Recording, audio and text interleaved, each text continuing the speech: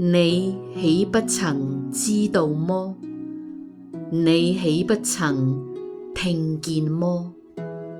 永在的神耶和華，創造地極的主，並不疲乏，也不困倦。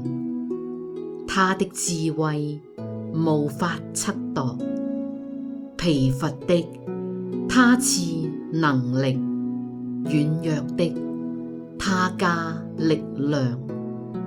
就是少年人也要疲乏困倦，強壯的也必全然跌倒。